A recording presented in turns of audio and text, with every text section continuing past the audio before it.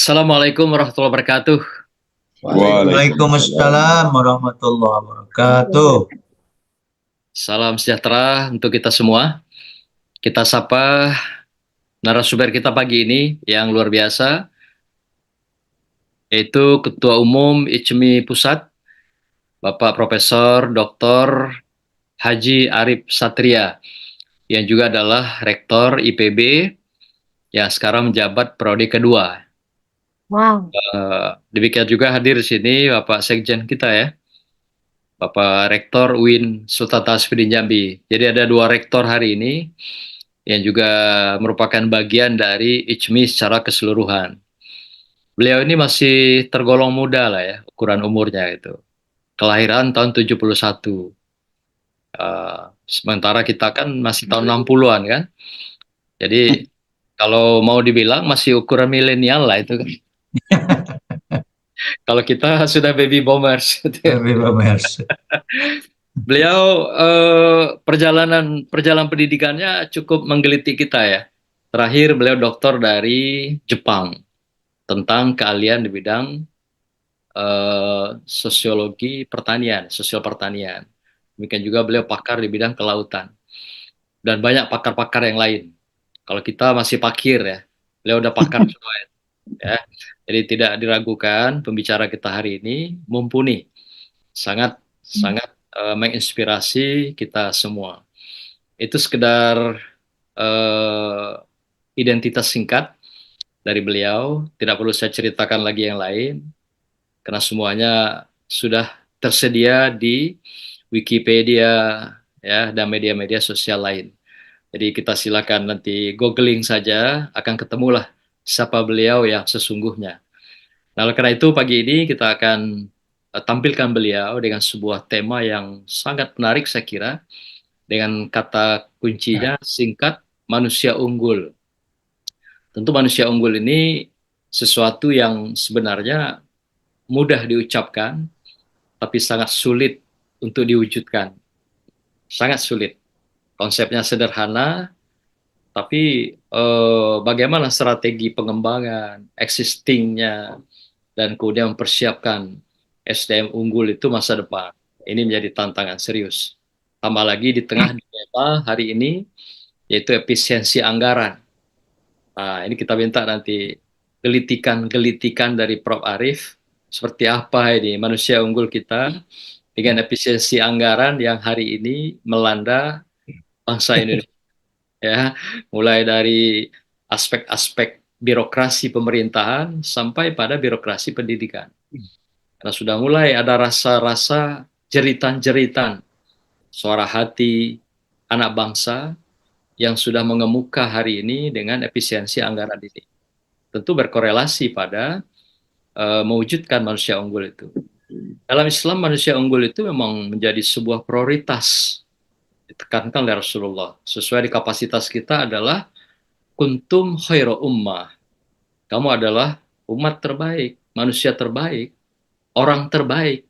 Ya terbaik itu istilahnya pasti unggul gitu ya, yang tepat dalam etimologi bahasa Indonesia.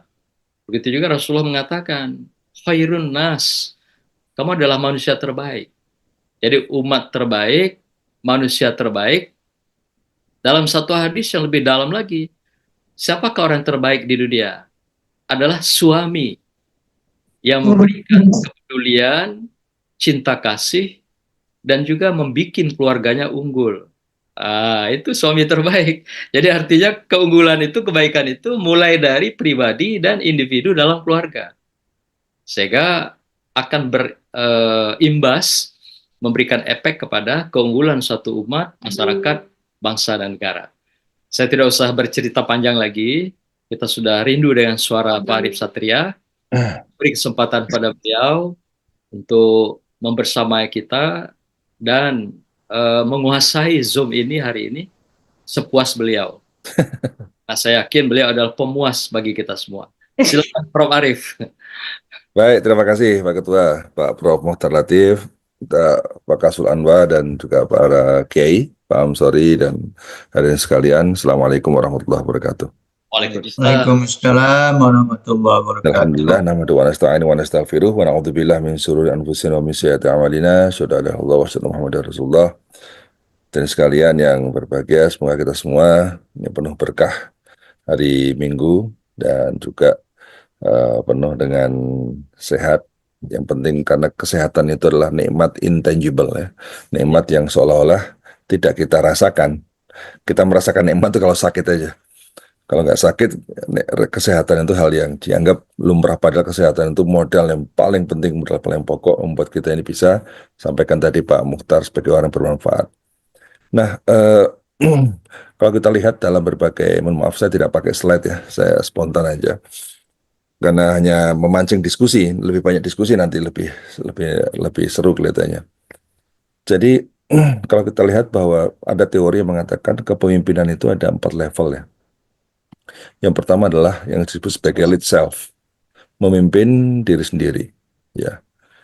Kemudian kedua adalah lead others, memimpin orang lain. Yang tadi disampaikan oleh Pak Prof. Muhtar Latif itu adalah memimpin diri sendiri, memimpin orang lain, memimpin keluarga dan sebagainya. Nah sekarang yang sekarang kita harus perhatikan lagi adalah yang level 3, yaitu lead change, memimpin perubahan. Yang keempat adalah lead the future, memimpin masa depan. Nah, 4 hal ini, 3 dan 4 ini adalah 2 level yang menurut saya perlu untuk kita perhatikan dan kita perkuat. Karena memimpin diri sendiri, memimpin orang lain meskipun kita belum sempurna, ya ini orang sudah banyak melakukan. Tapi memimpin perubahan dan memimpin masa depan, ini yang saya kira perlu kita bahas lebih jauh pada hari ini. Nah, bagaimana kita memimpin perubahan dan memimpin masa depan? Pertama, kita harus mengetahui dinamika perubahan yang terjadi hari ini. Hari ini kita merasakan adanya perubahan teknologi yang begitu cepat, ya.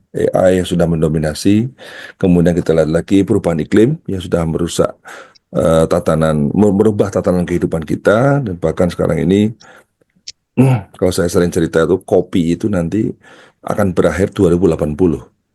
Jadi kalau Pak Pak Kasful suka ngopi, yaitu nanti kopi itu 2080 sudah nggak ada kopi lagi. Kopi itu ada di museum karena apa? Karena punah akibat perubahan iklim. Oleh karena itu perubahan iklim harus kita antisipasi. Perubahan apa lagi yang terjadi? Perubahan geopolitik. Ini dampak Donald Trump kepada Bogor itu sudah terjadi, Pak. Jadi bukan hanya sekedar Donald Trump dampak ke Asia, ke Eropa, dampaknya sudah sampai Bogor. Ini banyak riset-riset kita, proyek-proyek USAID yang dibatalkan. Ini sudah kerasa. Kemudian yang keempat adalah perubahan yang berkaitan dengan soal bonus demografi. Indonesia ini akan mencapai puncak bonus demografi pada tahun 2030 ya, dengan angka rasio ketergantungan kita mencapai 46,9%. Artinya itu titik terendah usia-usia tergantung. Ya, seperti usia orang di bawah 15 tahun dan di atas 64 tahun. Itu dianggap usia-usia kurang produktif. Nah, Ibu sekalian, kalau gitu bagaimana memanfaatkan bonus demografi ini, kita harus belajar dari negara lain. Karena apa? Karena Korea itu bonus demografi pada tahun 87. Pada saat pendapatan per kapita mereka sekitar 3.500 ya, 10 tahun lalu kita lah. Kemudian kita lihat juga belajar dari Cina. Bonus demografi itu tahun 82. Ya. Saat pendapatan per kapita di bawah 500 US dollar per kapita. Kita lihat lagi Jepang. Jepang itu bonus demografi pada tahun 55. Jadi Jepang sekarang sudah mencapai sebuah tahap masyarakat yang disebut sebagai aging society. Masyarakatnya istrinya orang tua-tua semua. 2050 diperkirakan mayoritas orang Jepang itu di atas 70 tahun. Sekarang usia Jepang lebih banyak usia 60-70 tahun daripada usia 30-an. Ini suasana di Jepang sudah mulai mengerikan dengan aging society. Singapura juga akan mengalami hal yang sama.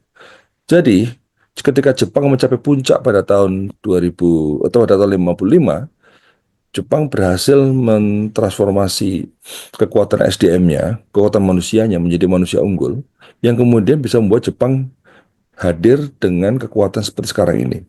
Ya. Oleh karena itu, kita jangan sampai gagal memanfaatkan bonus demografi ini, seperti halnya Brazil, seperti halnya India, kalau kita sudah gagal, maka ketika aging society yang terjadi adalah beban pembangunan. Karena apa? Orang yang sudah tidak produktif pun bukan orang-orang yang unggul, orang-orang yang tidak unggul. Nah ini kalau kita ini didominasi oleh orang-orang yang tidak produktif dan tidak unggul, saya kira itu akan menjadi beban kita di masa depan. Nah, Bapak sekalian, kemudian manusia unggul itu yang seperti apa? Saya tidak mau teori yang terlalu jauh ya. Teorinya itu terlalu rumit. Saya tidak menggunakan ayat-ayat terlalu jauh juga. Saya hanya mengacu pada 4 sifat Rasul saja yang saya akan bahas satu persatu. Yang pertama adalah siddiq. Ya, kedua adalah fatonah. Ketiga adalah amanah. Keempat adalah tabligh. Ini satu rangkaian ya. Antara siddiq sampai tabligh itu satu flow, satu aliran. Yang pertama adalah siddiq itu berkata benar atau jujur ya. Dan itu merupakan basis bagi integritas. Dan kejujuran ini saya kira menjadi barang mahal ya di Indonesia hari ini karena kasus KPK sekarang sudah semakin luar biasa, semakin banyak orang-orang tertangkap, orang-orang yang dan kasus korupsinya bukan sekedar ratusan juta, sekarang sudah triliunan ya. Jadi kejujuran ini sekarang menjadi hal yang sangat penting sekali dan bagi kita ini juga menjadi hal yang harus terus kita perkuat. Nah, hasil penelitian Thomas Stanley, dia mengatakan bahwa dari 100 faktor sukses itu, ternyata IQ itu urutan ke-21. Jadi kalau kita punya anak, punya cucu, atau kita sendiri IQ 160, ya jangan bangga dulu. Itu urutan ke-21 dari faktor sukses. Sekolah di sekolah favorit, itu urutan ke-23. Lulus dengan nilai terbaik, lulus IPK 4,0, itu urutan ke-30. Nggak menjamin sukses. Yang menjamin sukses itu apa? Nomor satu. Nomor satu adalah kejujuran. Ini menurut hasil penelitiannya. Kedua adalah kedisiplinan. Ya, kalau kita sudah nggak disiplin, nggak jujur, sudah wassalam. Jangan harap kita akan sukses. Ya, IQ kita hebat, kita ini lulus dari perguruan top, tapi kita nggak jujur, kita nggak disiplin, sulit. Yang ketiga adalah gaul. Jadi kan seperti Pak Muhtar Latif ini wajahnya itu selalu senyum, sehingga banyak silaturahminya, banyak gaul itu penting ya. Orang jujur, orang disiplin, wajahnya jutek, itu juga nggak nyaman orang. Orang jujur, orang disiplin, omongnya suka menyakiti orang lain, itu juga nggak nyaman. Ya. Nah yang keempat penting nih buat orang ijmi ini, dukungan pasangan hidup. Jadi ternyata dukungan pasangan hidup itu lebih penting dari sekedar IQ 160, lebih penting dari sekedar IPK 4,0. Ya. Jadi kalau IPK 4,0, sekolahnya di perguruan tinggi top di dunia, ya, kemudian pinter, jujur, tapi ketika kita mau ke kampus sama istri kita ditahan, jangan pergi dulu, kenapa? Antar ke pasar. Nah, ketika kita baru masuk kelas, ditelepon, pulang segera, kenapa? Tanya Diurut-urut loh. dulu lah. Nah, itu nggak akan sukses kita ini. Itu hal simple, Pak, tapi penting sekali dukungan pasangan hidup. Yang kelima, kerja lebih keras daripada orang lain. Dan yang keenam, mencintai apa yang kita kerjakan. Nah, jadi saya kira dengan modal kejujuran ini, moga-moga ini menjadi apa namanya, dan ini sudah dicontohkan oleh Rasulullah bahwa kejujuran ini sebagai modal beliau untuk nanti mendapatkan kepercayaan. Nah, sifat yang kedua apa? Sifat yang kedua adalah fatonah. Fatonah itu artinya cerdas, pintar ya. Dan hari ini kita harus maknai lebih luas lagi. Fatonah merupakan basis bagi kapabilitas. Jadi kalau siddiq merupakan basis bagi integritas, maka fatonah merupakan basis bagi kapabilitas. Nah, fatonah ini orang yang cerdas. Tidak mungkin Rasulullah itu mampu mengkonstruksi desain peradaban kota Madinah tanpa adanya sebuah visi besar. Jadi orang-orang fatonah, orang-orang visioner, ya, yang mampu menerang masa depan. Ya. Jadi orang-orang yang akan memimpin lead the future itu membutuhkan fatonah. Karena apa? Karena kemampuan berimajinasi tentang masa depan. Makanya orang-orang yang hebat di mana? Di provinsi adalah gubernur yang mampu menerawang. Jambi 2040 akan seperti apa?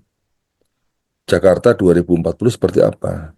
Jawa Barat 2040, 2045 seperti apa? Itu kemampuan imajinasi, itu visioner. Itu bagian dari kecerdasan. Yang kedua adalah orang memiliki mentalitas sebagai seorang pembelajar. Ya. Rasulullah itu ketika mendapatkan ayat yang pertama Iqra itu kan perintah-perintah belajar itu belajar, belajar dan belajar. Ini dalam membaca situasi, membaca keadaan dan belajar itu yang menurut Alvin Toffler adalah sebuah skill yang sangat penting. Karena apa? Karena menurut Alvin Toffler itu kebodohan abad 21 itu bukan soal baca tulis. Ya, kebodohan abad 21 itu adalah karena ditentukan oleh satu kemampuan belajar, to learn, to relearn, belajar kembali, atau unlearn. Dia tahu mana-mana yang harus dipelajari, mana-mana yang harus ditinggalkan untuk dipelajari. Nah, jadi kalau sekarang kita masih mempelajari teknologi pager misalnya. Pager dulu tahu kan? Pager ya. Pager itu untuk yang sebelum handphone muncul kan ada pager kan. Itu kan sudah out of date. Sekarang kita memahami misalnya disket. Ya. Mencari riset tentang disket. Ya ngapain disket? Sekarang sudah pakai cloud. Ya. Jadi orang-orang yang yang memiliki fatonah adalah orang visioner, orang memiliki mentalitas belajar, dan kemudian orang yang memang memiliki apa yang sering saya sebut sebagai memiliki growth mindset. Orangnya optimis, orangnya confidence, karena yakin bahwa dirinya bisa berubah dan yakin bisa mengubah. Jadi orang yang memiliki mindset yang positif itu orang yang pembelajar, orang yang punya mimpi, orang yang punya visi. Karena apa? Karena dia suka hal-hal baru. Nah, sehingga orang-orang yang memiliki mindset yang tadi, yang growth mindset, yang mindsetnya selalu tumbuh, dunia sudah berubah, cara pandang harus berubah. Nggak mungkin melihat masa depan dengan kacamata masa lalu. Itu kita akan sulit untuk bisa memahami masa depan. Memahami hari ini saja sulit untuk dengan menggunakan kacamata masa lalu. Ya. Oleh karena itu, masa lalu penting karena tidak mungkin ada hari ini tanpa masa lalu. Ya. Tapi kita harus mengambil hikmah dari masa lalu untuk kepentingan masa depan.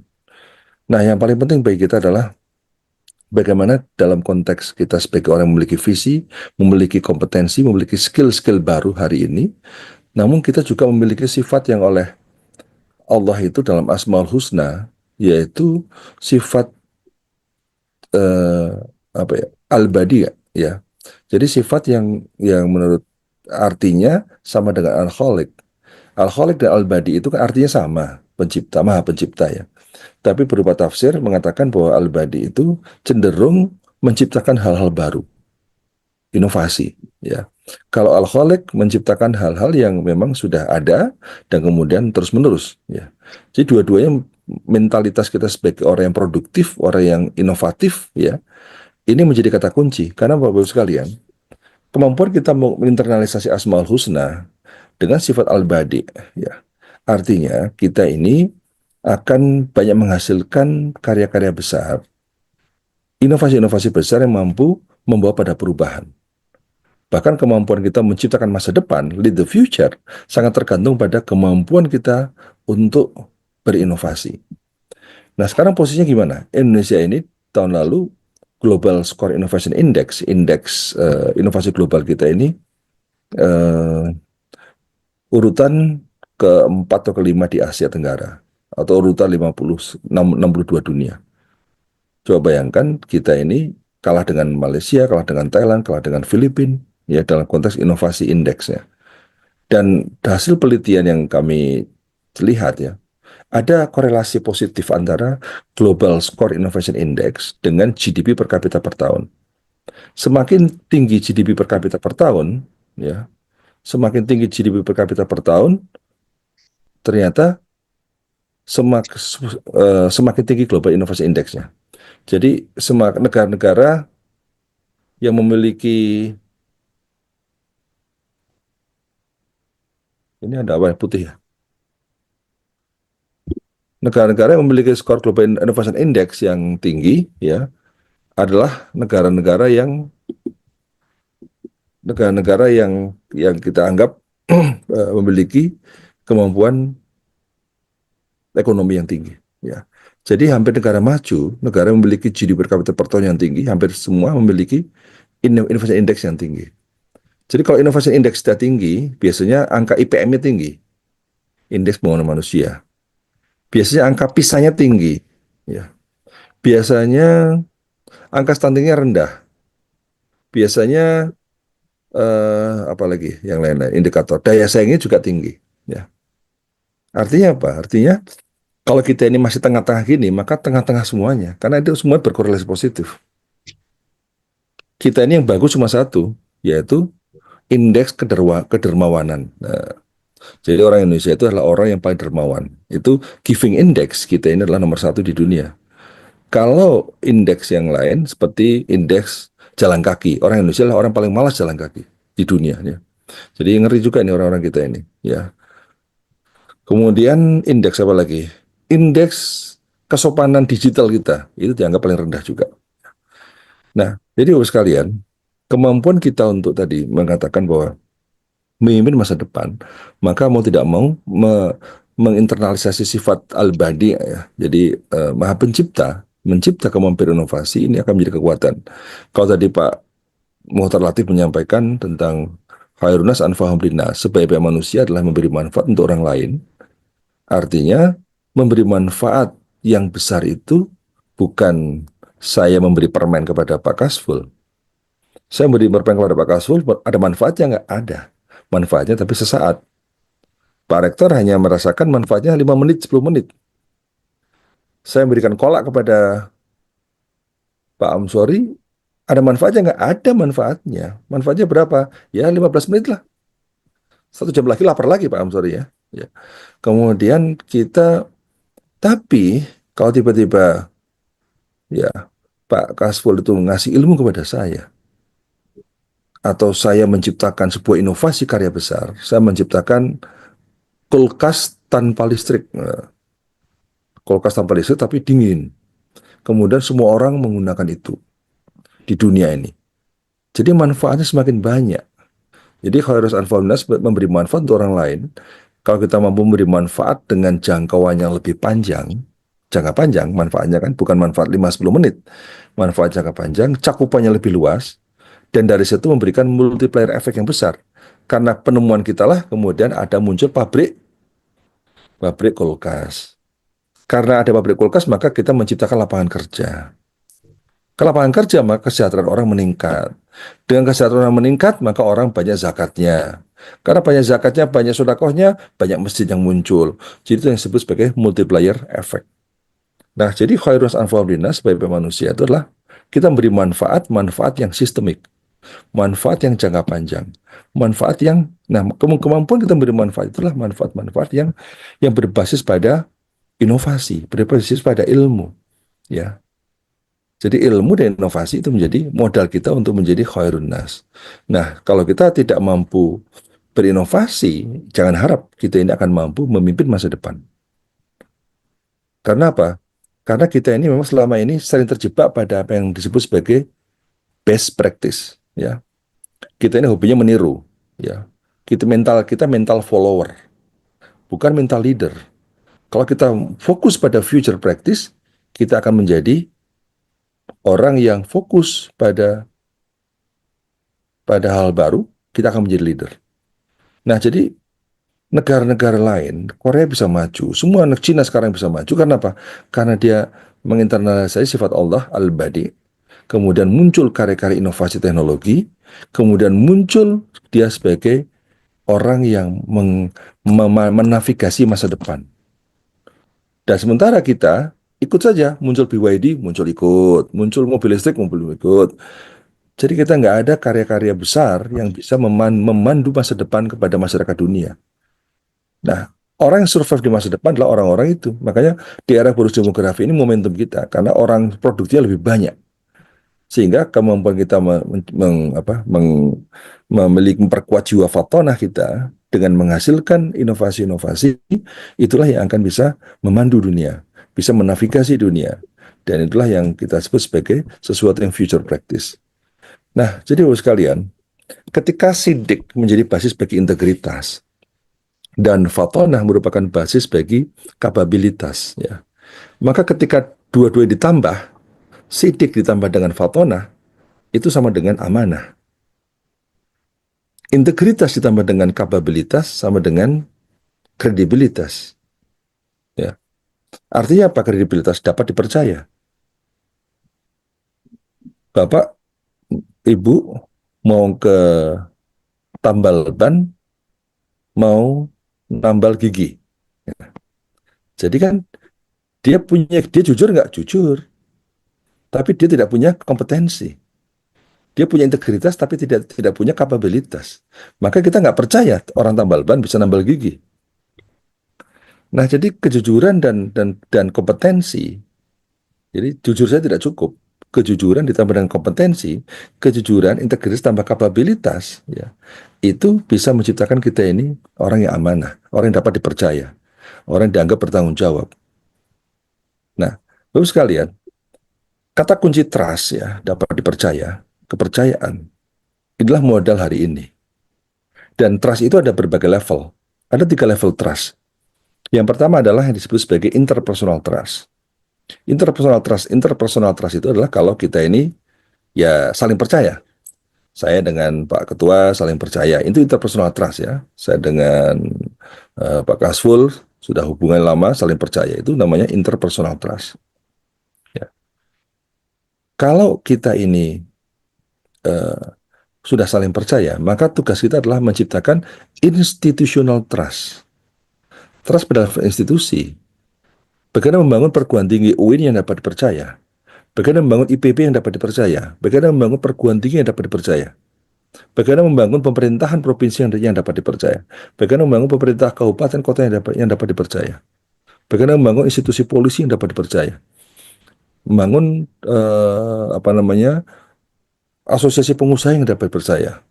Jadi Bapak sekalian, itulah institutional trust, itu harus kita bangun dan itulah modal juga bagi kita untuk dalam konteks amanah secara institusional. Dan kepercayaan publik akan meningkat, kepercayaan umat akan meningkat, dan bahkan tugas kita adalah sekarang mengembalikan kepercayaan kepada IJMI. Ya, institutional trust pada IJMI tergantung pada orang-orang di dalamnya, kemudian kedua sistem yang ada di dalamnya. Jadi institutional trust itu dibangun dalam 2 komponen penting ya. Satu adalah komponen sistem, ya. Kedua adalah orang. Jadi kalau orangnya jujur, ditambah dengan sistem yang baik, orang yang baik, sistem yang baik akan menghasilkan institusi yang baik. Tapi kalau orang baik dalam institusi yang tidak baik, berbahaya. Itu bisa menjadi tidak baik. Buktinya apa?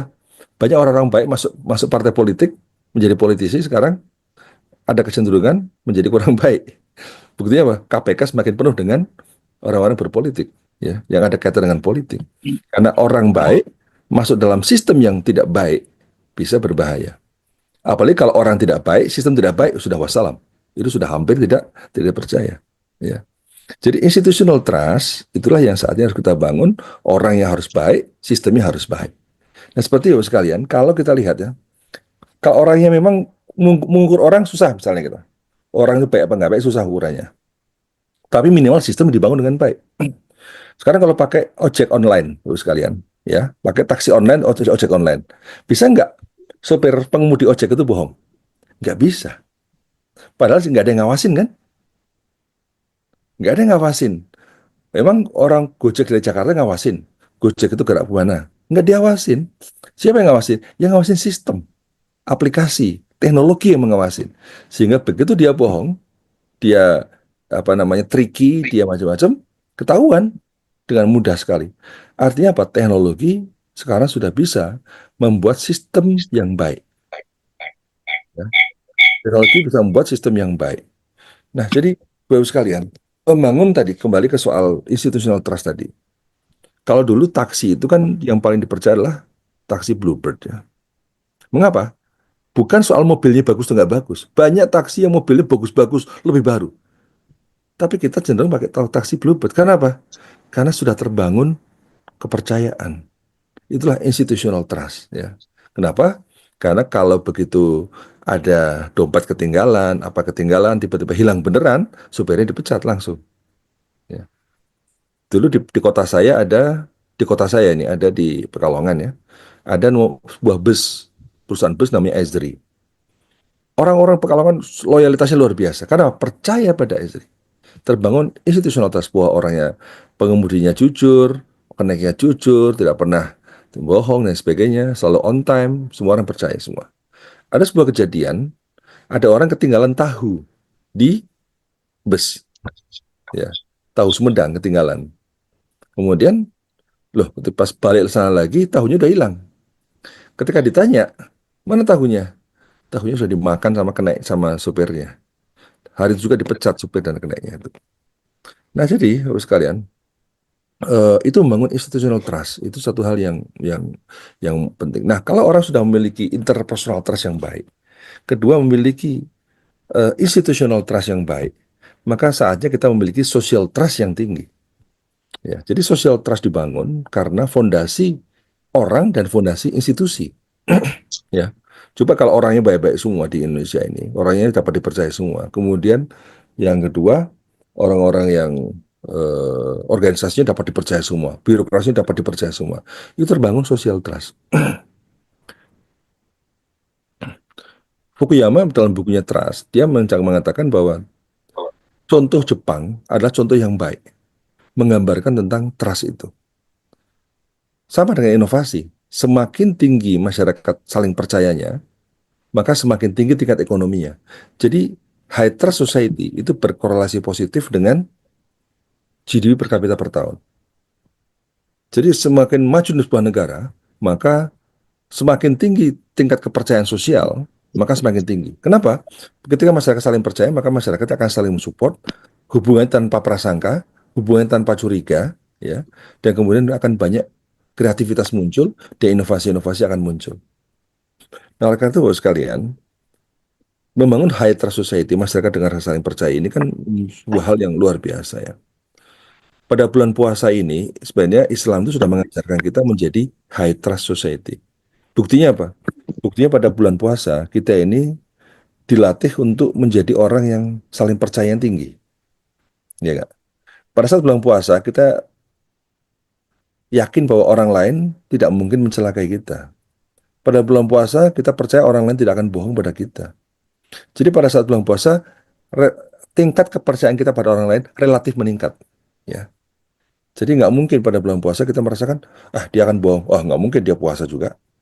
Nggak mungkin dia bulan puasa akan mencuri. Dia kan puasa juga. Jadi minimal antar umat Islam itu pada bulan puasa itu trust society tercipta. Nah setelah bulan puasa, lupa lagi. Kepercayaannya menurun lagi. Ya. Artinya sebenarnya sebulan itu kita dilatih untuk menjadi trust society. Ya.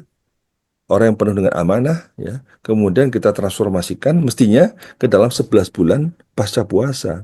Sehingga kita ini benar-benar menjadi trust society itu terus berlangsung atas pembelajaran pada saat bulan puasa, bulan Ramadan. Ya.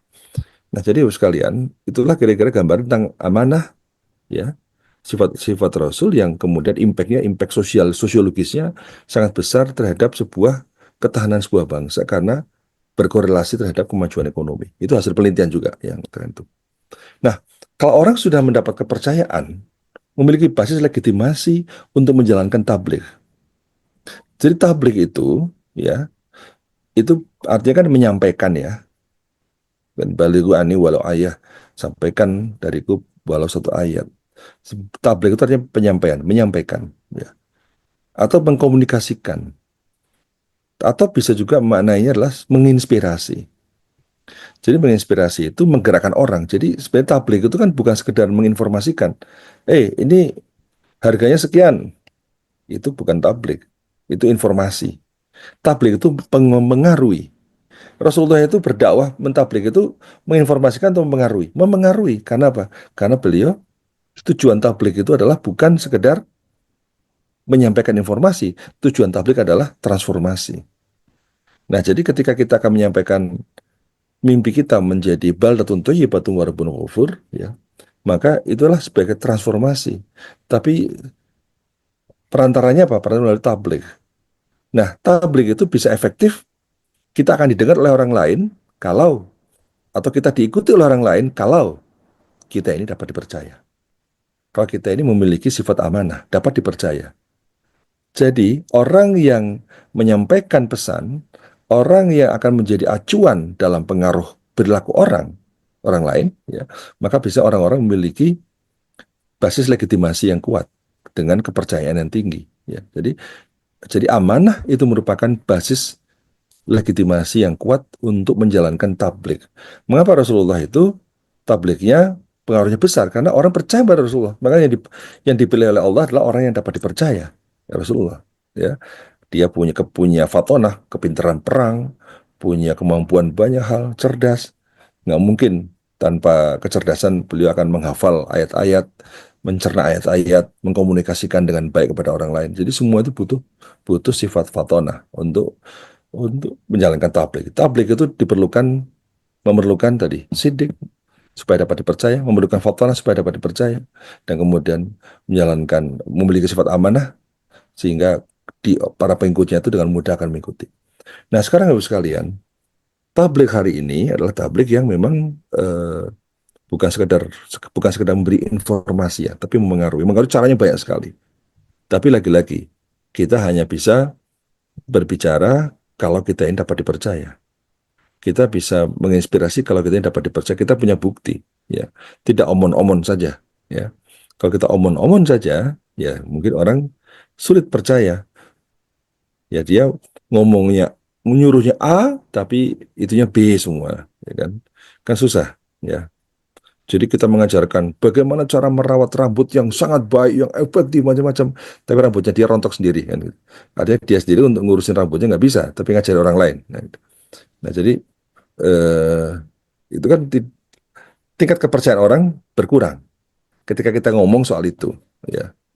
Nah, jadi sekarang membangun amanah menjadi penting, menjalankan tabligh, strategi tabligh menjadi penting, dan pada ujungnya adalah transformasi. Nah, kalau transformasi ini, itulah yang kita lakukan dengan, yang saya katakan tadi, lead change dan lead the future, memimpin perubahan dan memimpin masa depan. Rasulullah itu memimpin perubahan, ya, dan memimpin masa depan. Karena apa? Karena ajaran-ajarannya adalah ajaran futuristik, ajaran-ajaran yang mampu mengantisipasi masa depan.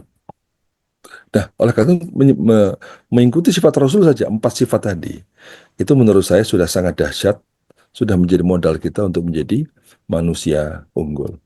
Jadi Bapak sekalian, itulah kira-kira poin-poin penting ya dari manusia unggul yang saya coba eh, ulas ya dari sifat-sifat Rasul saja, dan moga-moga insya Allah kalau itu bisa menjadi penciri pemimpin-pemimpin kita, pemimpin yang sidik, pemimpin yang fatonah, pemimpin yang amanah, pemimpin yang bisa menjalankan tabligh dengan baik.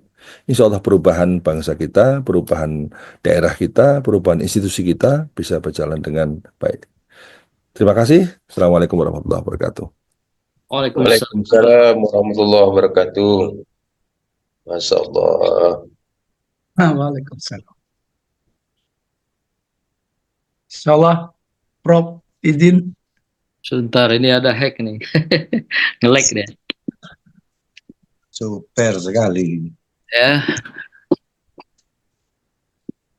Daging kalau. Bisa didengar ini, Pak Ketum bisa didengar suaranya, Pak Pramutar. halo? Bagus. Ada ya? Ya, Baik. ya. Terima kasih. Kita berikan aplaus yang sangat luar biasa kepada Pak Prof. Arif yang telah menyampaikan tausiah digital pagi ini yang sangat menggelitik kita semua. Ada beberapa kata kunci yang saya sampaikan yang perlu saya ungkap pada kesempatan ini, bahwasanya kepemimpinan kita hari ini boleh dikatakan belum unggul. Karena dari segi IPM kita, indeks sumber daya manusia kita saja pada posisi 64 di dunia. Jadi kalau dijejer berbaris, kita di urutan 64 belakang itu, Bu ya. Jadi agak jauh mata memandang, gitu kan. Jauh di mata berarti jauh juga di hati, gitu kan. Nah, jadi artinya sangat tidak katakanlah capable dalam konteks pertarungan dunia hari ini dan sebagai kompetitor sumber daya manusia. Yang kedua, tadi juga disampaikan bahwasanya pemimpin yang inovatif, leader of innovation adalah leader yang future. Jadi seorang pemimpin yang inovasi, dia adalah pemimpin masa depan. Dan itulah sosok Rasulullah, pemimpin yang jago, ahli menerawang masa depan. Jadi beliau tahu bagaimana step-step proyeksi-proyeksi dan juga gambaran-gambaran yang akan terjadi masa depan. Sehingga beliau sudah antisipasi apa yang harus dilakukan jangkauan 5, 10, sampai puluhan tahun ke depan. Sampai hari ini sudah diprediksi Rasulullah sebagai pemimpin yang sangat inovatif, yang sangat transformatif. Nah, yang ketiga, tentu kepemimpinan yang beliau suguhkan tadi yang sangat menggelitik kita adalah kepemimpinan yang memang berbasis pada 4 hal itu. Inilah kepemimpinan yang unggul itu, yaitu mulai dari kejujuran, yang hari ini kita sudah rasakan jauh melangsa. Melangsa itu jauh dari harapan. Jadi ibarat jauh panggang dan api kejujuran itu. Nah, mudah-mudahan KPK yang baru dilahirkan, yang juga ikut Pak Arief melahirkan KPK itu, akan banyak ya. Nanti maksiat-maksiat koruptor ini akan Terungkap. dieksekusi gitu ya. Apalagi Amin. ada kemarin wacana Pak Prabowo akan menghukum mati koruptor ini. Wah, ini menarik ya. Menarik itu. Kalau memang isi ini bisa diwujudkan. Samping adalah pemimpin yang cerdas, paton, yang tadi dapat memprediksi dan memproyeksi masa depan. Dan dengan demikian gabungan keduanya jadilah pemimpin yang amanah. Pun begitu juga pemimpin yang tabligh, yang transformatif, yang bisa menguasai literasi yang baik dan juga digitalisasi yang baik pada hari ini. Karena tanpa itu mustahil seorang pemimpin bisa menjemput masa depannya dengan baik. Terakhir yang paling menarik pernyataan beliau tadi adalah seorang suami yang unggul itu karena ada istri yang unggul. Nah, ini tantangan untuk kita, terutama yang jomblo, bagaimana mewujudkan suami-suami yang unggul itu, karena yang tadi bertolak dari istri yang unggul. Barakallah, silakan siapa yang ingin menyapa beliau untuk Allah. mendalami. Assalamualaikum. Assalamualaikum. Kiai Amsori Das dulu ya, Kiai Dr. Amsori Das. Ya, yang lain nanti silakan standby. Silakan Baik. yang lain mohon di mute dulu supaya tidak mengganggu. Baik, Alhamdulillah, terima kasih atas waktu yang diberikan oleh Pak Moderator. Saya sangat berbahagia sekali pada pagi hari ini karena Prof. Arief sebagai Ketua Umum ISMI sekaligus sebagai Rektor IPB dapat bergabung dalam dakwah digital yang didrive oleh Prof. Mokhtar Latif ini. Hari ini sudah hari ke-16. Tadi moderator mengawali dengan Khairul Ummah dan Khairun Nas.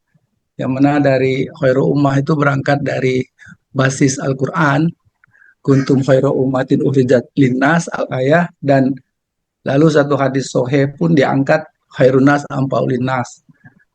Lalu dari pengantar ini saya sangat tertegun sekali Prof. Arief, walaupun seorang saintis yang belajar di Jepang dan negara-negara maju lainnya, beliau menukikkan kepada sifat Rasulullah, yaitu sidik, amanah, tabligh, fatonah. Biasa nih orang-orang ngaji kitab kuning yang sering ngupas ini. Tetapi orang-orang kata Pak Prof. Latif ini orang ngaji kitab putih, ngaji digital pun Masya Allah dalam sekali. Nah, ini merujuk kepada atau berkorelasi kepada topik kita pada pagi hari ini, manusia unggul. Yang mana tadi di breakdown kita manusia unggul ini kan diharapkan menjadi leader. Bukan hanya leader untuk diri sendiri, keluarga, tapi juga tadi yang fokusnya adalah leader untuk perubahan, leader of change, dan juga leader of future, leader untuk sustainable masa depan. Nah, inilah minus kita yang mungkin ini saya tidak menyalahkan siapa-siapa, saya menyalahkan diri saya sendiri yang masih minim. Namun dengan pencerahan tadi, ini menggelitik ini, supaya bagaimana bukan untuk diri kita sendiri, atau hanya keluarga, tapi kita juga bagaimana Rasulullah itu menspiritkan kita untuk menjadi leader perubahan, leader of change, dan leader masa depan. Nah, berkaitan dengan hal tersebut, tadi juga saya mencatat bahwa kita perlu ya dari kejujuran, ya kita harus bisa melahirkan suatu orang yang baik, tapi sistem yang baik, dan berusaha mempunyai trust, ya, lahir institusi yang baik. Pada kesempatan ini juga ada Prof. Kaspul sebagai Rektor UIN nih, ini mendrive UIN. Mudah-mudahan nih bisa bercermin juga kepada Prof. Arief. Cocok juga Prof. Arief ini jadi menteri ini, insya Allah. terutama Menteri Pendidikan ini. Nah, yang menjadi persoalan saya yang bertanya, maaf nih Prof. Arif, ini bukan untuk memanasi atau ekstrim, tapi sejauh mana leader bangsa kita pada saat ini? Karena saya takut kalau leader omon-omon, sekedar janji, tapi begitu kita lihat listnya, buktinya wallahu alam biswab. Tadi kan indeksnya 64 itu. Dan juga berkaitan dengan efisiensi anggaran. Nah, ini menurut kacamata Prof. Arif yang lebih dalam dan lebih luas, mudah-mudahan dapat mencerahkan diskusi kita pada pagi hari ini. Terima kasih. Assalamualaikum warahmatullahi wabarakatuh.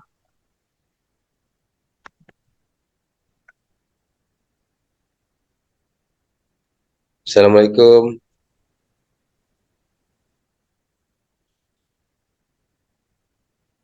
Assalamualaikum. Ya, Datuk Norman Jamal, silakan. Assalamualaikum. Ramli Abdullah.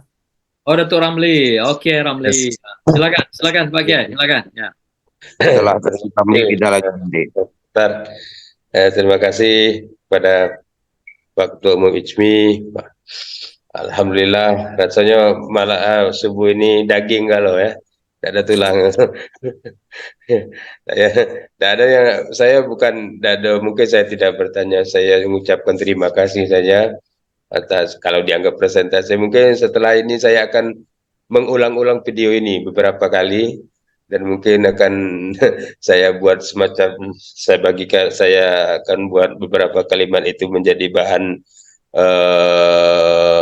konsep khutbah kita untuk Jumat akan datang. Jadi saya cuma mengucapkan terima kasih saja. Kalau kelas saya ini bertanya ini tidak tahu tadi itu buntu pikiran saya. Tapi memang begitulah keadaan negeri kita ini. Ya kita keluhkan juga mau diapain. Tapi ya sedapat mungkin kita berusaha sekecil apapun perubahan yang dapat kita buat. Ya tidak kita merubah mindset anak-anak kita dulu ya.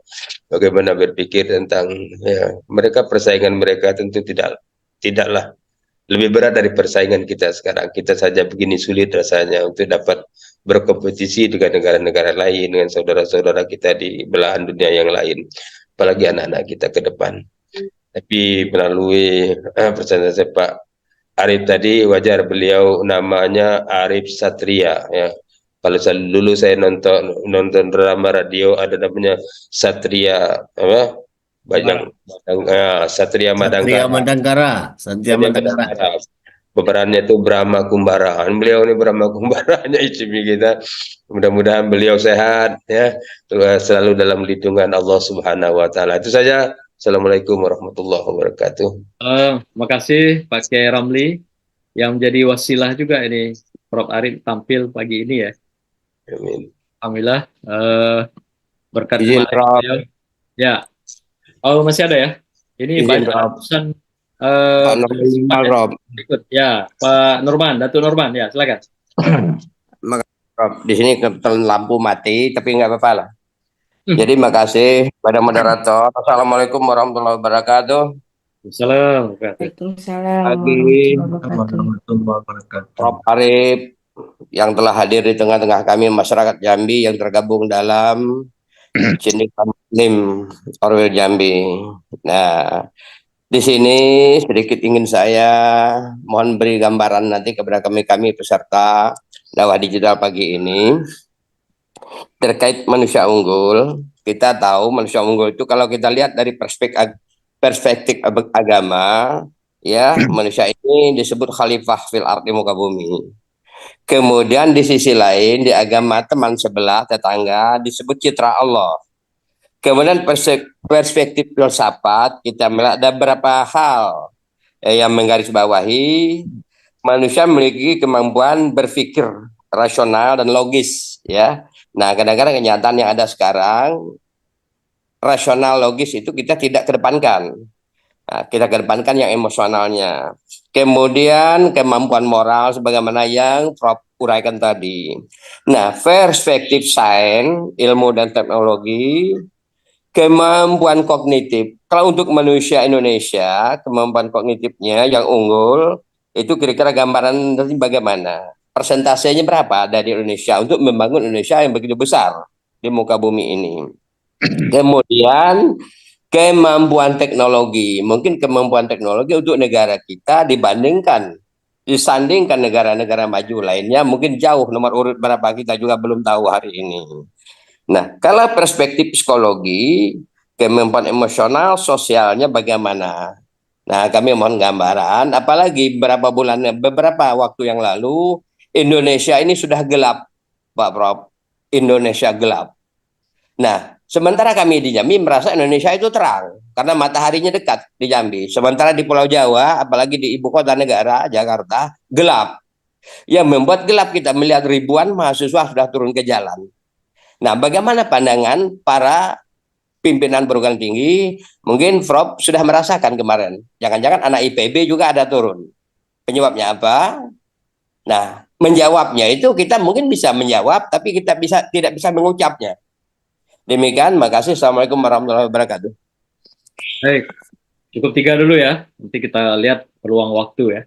Yang pertama dari Pak Kiai Amsoridas, ini menggeliti hal-hal yang berkenaan dengan eksistensi atau efisiensi anggaran. Ini yang tadi yang sangat mendasar ya.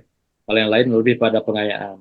Yang kedua Pak Ramli tentang mindset. Nah, beliau bertekad membangun, perbaiki mindset anak-anak kita.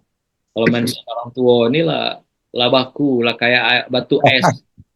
Jadi apapun mindset mau dibuat, tidak akan berubah gitu kan. Nah, mungkin dari anak-anak lagi bisa membangun mindset itu untuk membangun makhluk-makhluk manusia unggul ke depan. Ketiga tentang Indonesia gelap dari Datuk Nurman Jamal ya.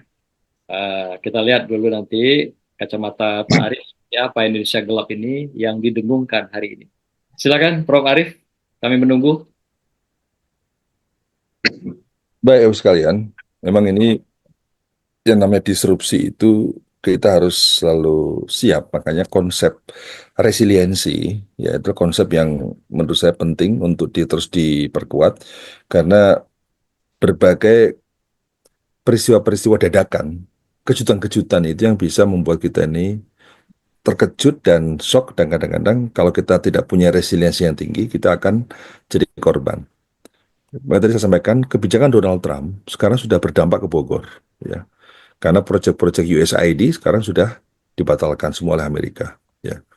Nah, pada saat yang sama, tiba-tiba ada keputusan untuk efisiensi.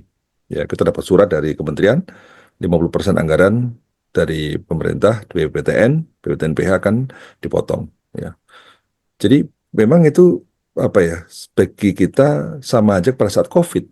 Di era COVID, orang yang membayar UKT semakin lama semakin sedikit. Kemampuan orang tua menurun karena PHK luar biasa. Nah, itulah yang kemudian kemampuan kita untuk melakukan upaya resiliensi ya. Jadi artinya kita harus siap setiap saat menghadapi disrupsi, kejutan-kejutan yang kadang-kadang tidak bisa diprediksi sebelumnya dan kemudian mempengaruhi kinerja kita. Dan alhamdulillah tentu bagi kami di IPB ya kita sikapi secara positif saja, karena prinsip saya selalu fa innamal usri yusra, setelah ada kesulitan pasti ada kemudahan, pasti ada hikmah. Setelah ada COVID ada Zoom. Nah, ya Pak Ansori ya, kita ini kalau nggak ada COVID nggak mungkin kita kayak gini nih. Ini justru hikmah dari COVID, sehingga kita bisa komunikasi dengan Pak Muhtar Latif anytime. Melihat selama ini cuman WA-WAan, cuman bisa telepon, nggak lihat wajah. Sekarang gratis lihat wajah, ngobrol. Nah, itu gara-gara COVID. Jadi ini hikmah yang paling besar. Saya yakin betul Pak, fa innamal usri yusra itu. Makanya saya setiap kali ada kebijakan apapun, mau efisiensi macam-macam, fa innamal usri yusra itu pasti ada kemudahan. Nah, jadi kita apa namanya, positive thinking aja sama keputusan Allah itu, bahwa setiap kesulitan itu membuat kita tenang. Kalau kita membuat kita panik, buat kita stres ya, terus sementara kita nggak bisa berbuat apa-apa ya repot Pak. Mendingan kita apa yang bisa kita lakukan efisiensi. Meskipun kemarin Pak Prabowo, Pak Kasful dan saya diundang Pak Prabowo kemarin ya, 4 jam beliau menjelaskan tentang kebijakan pemerintah, dan dari 4 jam itu kita bisa menangkap ya bahwa beliau itu memiliki visi yang luar biasa, membangun optimisme, dan bahkan sudah menghitung kita itu kekayaan kita akan seperti apa ke depan, kemampuan kita akan seperti apa, karena kebijakan-kebijakan yang diambil. Jadi efisiensi itu ternyata hanya kebijakan sementara saja, Pak, sementara untuk mengkonsolidasi anggaran, karena mungkin setelah Mei akan ada relaksasi lagi, karena sekarang itu pengen tahu dulu uangnya ada berapa di mana yang nggak penting di-cut-cut dulu, nah setelah itu baru diajukan proposal, mana yang bagus-bagus akan dibiayai, termasuk dana riset, karena saya kemarin menyampaikan langsung ke Pak Presiden bahwa dana riset ini nggak bisa, Pak, kalau kita mau menjadi negara besar, tadi kan teorinya kan kemajuan ekonomi itu sangat tergantung pada inovasi. Dan inovasi sangat tergantung pada riset. Riset sangat tergantung pada 4 hal. Satu, penelitinya bagus, dananya gede, fasilitasnya bagus, dan ada tema agenda riset yang bagus. Jadi 4 hal itulah yang bisa membuat riset kita bagus. Nah sekarang itu peneliti kita udah bagus-bagus. Yang belum ada adalah dana dan fasilitas riset. Itulah yang harus kita perjuangkan. Kalau dananya menurun, bagaimana kita akan bisa menghasilkan riset yang bagus. Nah, jadi sekalian, eh, itu yang berkaitan dengan Pak Kiam, sorry, terkait dengan Pak Prabowo yang saya melihat kemarin visinya sangat luar biasa dan saya masih optimis ya. Kita doakan saja semoga beliau sehat dan kemudian apa yang menjadi komitmen dan visinya itu bisa benar-benar kita support dan diwujudkan dengan baik. Karena apa? Karena memang itulah yang dibutuhkan Indonesia hari ini, pangan, energi, air. Itu kan beliau kan fokus pada pangan. Gimana? Karena mengapa pangan? Ya karena negara lain tidak semua sekarang mau jual pangannya ke pasar global. Jadi pada pasca COVID aja 22 negara menahan stok pangannya. Ya, stok pangan ditahan. Nah sekarang kalau orang lain nggak mau mengekspor pangan ke Indonesia, kalau kita nggak tergantung kita nggak punya kekuatan pangan, bahaya Pak. Itu stabilitas politik akan terganggu. Sebagaimana terjadi pada tahun 65. Jadi meskipun ada variabel politik global, tapi pada saat yang sama ada krisis beras karena kita menjadi importir beras terbesar di dunia. Ya. Krisis pangan, krisis ekonomi. Jadi krisis pangan itu selalu memicu krisis ekonomi dan pada akhirnya krisis politik. Jadi pangan itu menjadi fondasi dan saya kira ini baru kali ini Presiden ya punya visi yang kuat sekali soal pangan ini. Ini harus kita dukung dan kita support. Dan tentu apa namanya kita juga berharap bahwa dana riset terus bisa berkembang supaya UIN, Universitas Jambi ya, dan perguruan tinggi dimanapun dan risetnya tidak turun lagi. Nah kemudian berikutnya lagi terkait dengan soal mindset ya tadi ya. Jadi sekalian mindset tadi itu yang disampaikan oleh Pak Nurman ya. Hasil penelitian McKinsey mengatakan bahwa dari 72 negara ternyata anak-anak yang apa ya, yang sukses secara akademik, anak usia 15 tahun, itu faktor utamanya, ya faktor utama nih, bukan faktor utama latar belakang orang tua. Bukan faktor utamanya adalah guru, bukan sekolah. Faktor utama yang membuat siswa itu menjadi sukses itu adalah mindset siswa itu sendiri. Jadi mindset itu apa? Mindset itu kan pola pikir, ya. Pola pikir itu kalau dia itu orang punya mimpi, kemudian karena punya mimpi dia kerja keras. Karena kerja keras kemudian jadi pembelajar yang baik. Dan meskipun dia mungkin kapasitasnya, talentnya nggak bagus, tapi kerja kerasnya bagus sehingga dia bisa sukses. Banyak orang-orang masuk IPB, ya, yang sekarang menjadi beberapa direktur BUMN itu dari sekolah yang biasa-biasa saja. Gurunya biasa, orang tuanya miskin. Mestinya dia nggak jadi apa-apa kan, tapi dia bisa menjadi orang besar. Makanya film Laskar Pelangi menurut saya film yang harus diputar-putar terus itu, menggambarkan anak-anak yang punya mimpi. Makanya Pak Norman, kami di IPB,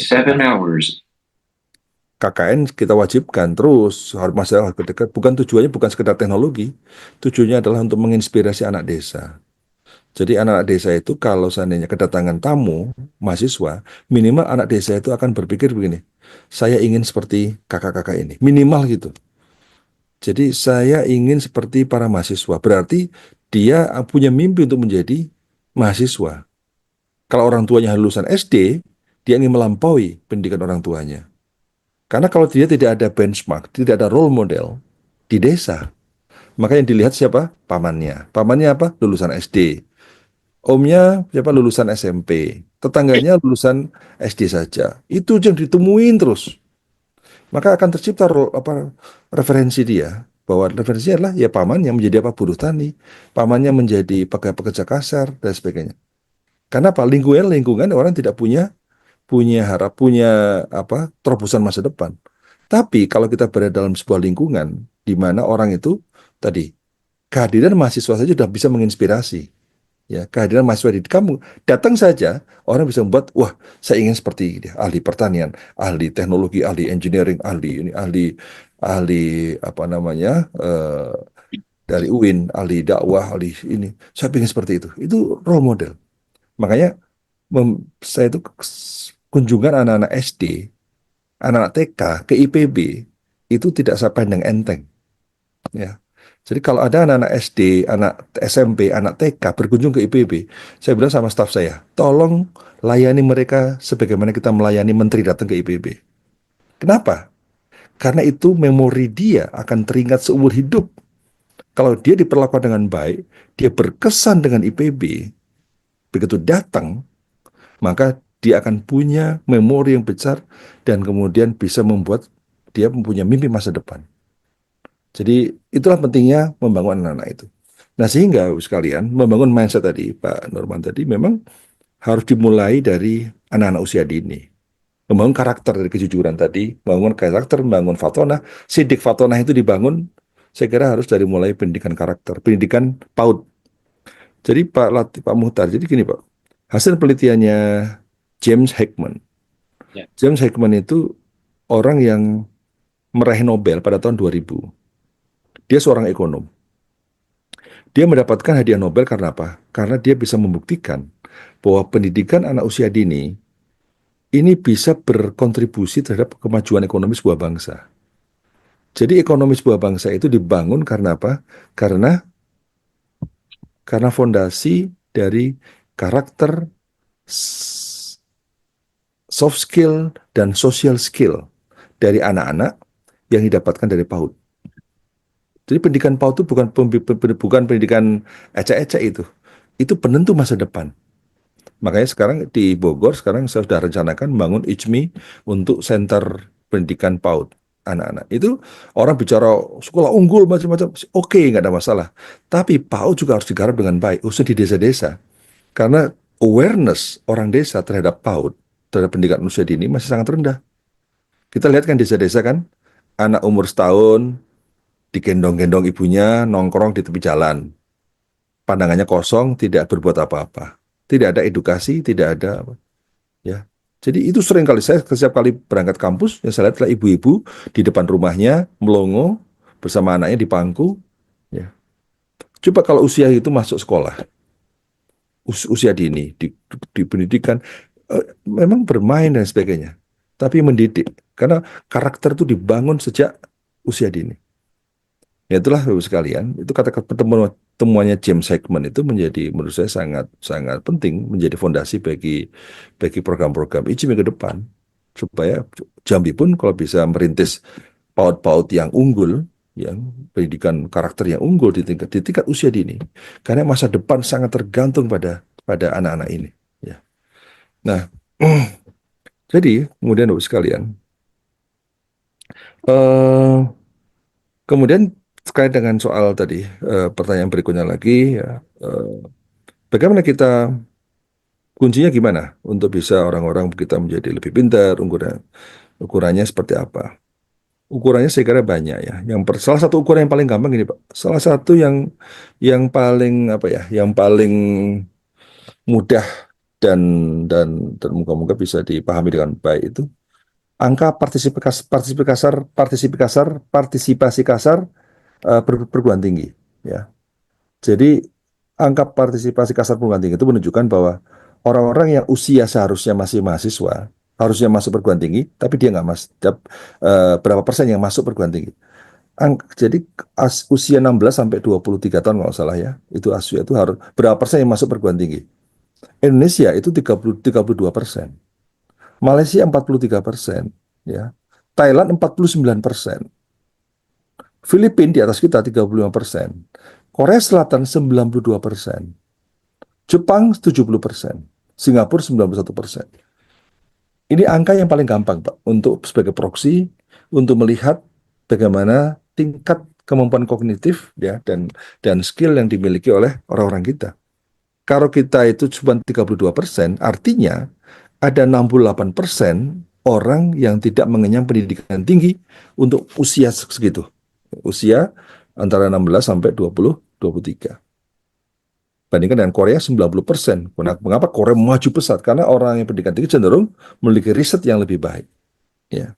Sehingga APK itu indikator yang paling gampang. Nah, persoalannya bagaimana? Persoalannya adalah kita itu menghadapi dunia pendidikan, Ibu sekalian. Kalau kita lihat ya, saya suka membuat sumbu X, sumbu Y, sumbu Y, sumbu X ya. Sumbu Y itu tingkat tingkat akademik, prestasi akademik. Sumbu X tingkat ekonomi. Ya. Jadi lulusan SMA ya, yang akademiknya bagus, kemudian tingkat ekonominya bagus, itu kuadran 2. Akademiknya bagus, ekonominya nggak bagus, orang miskin, itu kuadran 1. Dan pemerintah sudah fokus di situ. KIP, beasiswa macam-macam. Beasiswa ICMI, Orbit itu ada di daerah kuadran 1. Kuadran 2, nggak ada masalah. Pak Kasul senyum-senyum terus kalau ada mahasiswa kuadran 2. Kenapa senyum-senyum? Karena tidak perlu beasiswa. Sudah pinter. Ya, gasnya full, Pak. Kasnya full. Sudah Lebih kasnya full. efisiensi ya. Ya. Kemudian duitnya banyak, pinter lagi. Itu enak. Itu nggak perlu beasiswa. Rektor nggak pusing itu. Ada lagi yang pendidikannya tingkat kemampuan akademiknya relatif rendah, tapi ekonominya bagus. Kuadran 4 itu masih aman. Ya. Tapi yang lebih parah lagi adalah kuadran 3. Kuadran 3 itu apa? Sudah prestasi akademiknya rendah, ekonominya rendah. Ya, coba bayangkan. Ini yang menjadi menurut saya 68% APK kita itu terletak pada angka ini, sebentar ini. Nah, sehingga kalau kita ini akan fokus pada membangun manusia unggul di depan itu minimal dari sisi APK, kita harus fokus mulai di kuadran 3 ini. Ini jarang tersentuh. Orang yang nggak pinter, orang yang nggak mampu. Ya. Ini siapa yang nangani? 68% saya kira mayoritas ada di kuadran 3 ini. Nggak pinter, nggak mampu. Ini kalau nggak ditangani akan menjadi beban 2045. Ya. Nah, karena itu saya melihat bahwa pemerintah harus sudah mulai fokus ini, dan kita pun mulai fokus ini melalui sekolah vokasi. Kalau kita bangun sekolah-sekolah vokasi, ya, yang ada di Indonesia ini, vokasi setahun, akademi komunitas 1 tahun lah, D1 ya. Jangan terlalu lama-lama juga. D1, D2 itu minimal untuk jembatan untuk mereka meningkatkan skill-skill dari yang ada. Nah, jadi sekalian, dari mindset yang baik, dari kemudian APK yang baik, ya, kemudian mengatasi orang-orang kemiskinan. Karena cara terbaik mengatasi kemiskinan itu adalah membuka akses ke perguruan tinggi. Karena kalau orang miskin menjadi sarjana, itu relatif kemiskinannya akan berkurang. Kenapa? Karena pasti mendapatkan pekerjaan yang lebih baik. Dan kalau pekerjaan yang lebih baik, pasti keluarganya terangkat. Dan yang penting lagi adalah keluarganya memiliki kepercayaan diri yang kuat. Jadi pembangunan itu, saya kira tidak hanya pembangunan material, ya. Tapi pendidikan yang tinggi itu membangun kepercayaan diri. Dan modal pembangunan ekonomi di Korea Selatan itu dibangun dari membangun kepercayaan diri. Kalau orang sudah minder duluan, tidak mungkin akan bisa membangun. Tapi kalau orang itu punya kepercayaan diri yang kuat, dia bisa melangkah dengan leluasa. Kebijakan di Korea adalah ketika awal Park Chung-hee menjadi presiden di Korea Selatan itu ada program plesterisasi ya. Rumah-rumah yang dari rumput dari tanah diplester pakai tegel gitu. Karena hasil penelitian menunjukkan orang yang memiliki rumah dengan tanah memiliki tingkat kepercayaan diri yang lebih rendah daripada orang yang memiliki rumah dengan plester dengan tegel. Itu riset. Nah, sehingga program plesterisasi menjadi penting. Agar apa? Agar orang memiliki kepercayaan diri. Jadi kepercayaan diri itu sesuatu yang harus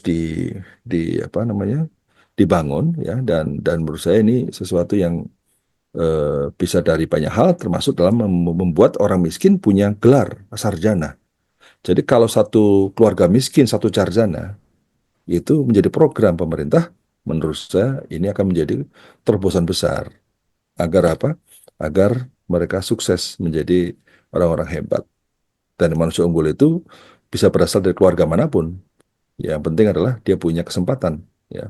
Dan kesempatan yang terbaik adalah kesempatan memberikan pada mereka menjadi mahasiswa. Sehingga makanya beasiswa itu menjadi krusial sekali untuk orang-orang yang tidak mampu. Dan sekarang yang orang yang tidak mampu dan tidak mampu secara akademik, dua-duanya inilah harus diatasi juga dengan program-program vokasi. Saya demikian, Pak Muhtar. Ada satu tadi yang digelitik oleh Datuk Nurman Jamal, Pak, tentang Indonesia gelap. Kalau tadi dari Pak Kiai Romli itu, Romli Abdullah, tentang Oke. mindset. Ya, Ya, saya kira Indonesia gelap itu kan eh, apa namanya moto ya apa namanya yang selama ini disuarakan itu ya. Saya kira dalam era demokrasi ini segala sesuatunya sangat mungkin terjadi ya. Ya, ya kalau kemarin para rektor dikumpulkan oleh Pak Prabowo itu ini ada kita itu Indonesia terang bukan Indonesia gelap ya. Jadi gelap dan terang itu sangat tergantung pada perspektif kita. Makanya tadi saya katakan fainamal usri yusro, kalau saya mengajarkan kepada mahasiswa saya, pada saya, ketika ada COVID, jangan kutuk COVID-nya. Sekarang apa yang bisa kita ambil hikmah dari COVID, kita kerja keras, saya bilang gitu. Sekarang apapun udahlah, kita apa yang bisa kita lakukan. Karena ada sesuatu yang beyond our control ya, sesuatu di luar kontrol kita, di luar kendali kita. Kebijakan pemerintah, kebijakan Trump, perubahan iklim, kemudian COVID, itu kan di luar kontrol kita semua. Yang bisa kita kontrol apa? Kita kontrol adalah program kita, kreativitas kita. Nah, sehingga saya selalu, makanya saya, alhamdulillah nih, saya selama ini jarang stres ya, karena saya berusaha hidup tenang dengan fainamal usri yusro aja. Pakai, oh ada masalah, oh pasti Siap, siap. ada di balik itu ada hikmahnya lah. Udah jangan tapi kita kerja keras saja. Udah. Sensi. Itu prinsip yang selama ini saya terapkan saya sebagai rektor ya. Jadi udah pokoknya tugas kita kan meredam anak buah, Pak. Anak buah gelisah ya kita semangat kan gitu, Pak. Anak buah mulai stres ya kita hibur kan gitu. Nah, kalau kitanya ikut stres, kitanya ikut panik, kita ikut anak buah bubar, Pak. Ini. Berat juga tugasnya. ya. Jadi makanya Baik, terima kasih ya. baik Prof. Prof. Kasbul mau menambahkan mungkin ada kesempatan ini, Pak Ya, Sekjen, Rektor baik, UIN. ya. Baik, terima kasih. Luar biasa ini Pak Prof. Arif Sekolia ya, ketum kita ya. Memang kalau kita melihat apa namanya membangun manusia unggul itu memang tidak bisa dengan mengatakan kun fayakun ya. Tapi memang harus dengan berusaha semaksimal mungkin dan bagaimana kita intinya memberikan yang terbaik ya. Yang apa dikatakan oleh Pak Tum kita tadi bahwa faktor IQ tidak menjamin seseorang bisa menjadi unggul ya. Ternyata nomor satu itu adalah kejujuran ya. Kejujuran, disiplin, gaul, dan dukungan pasangan suami istri ya. Ini yang kita kupas terus nih Pak Prof. Arif. Setiap subuh ini menjadi apa? Domain pasangan suami istri ini menjadi domain untuk menjadi manusia yang unggul ya. Kerja keras. Yang paling penting juga adalah menikmati apa yang kita kerjakan. Betul itu. Memang Pak Prof. Arif, saya baru hampir 3 bulan ya. Karena efisiensi ini agak apa juga. Saya nikmati aja. Apa yang bisa saya lakukan, saya lakukan. Ya, saya mampu mungkin dengan keterbatasan anggaran yang luar biasa ini. Semua tahu, udah mau ngomong apa.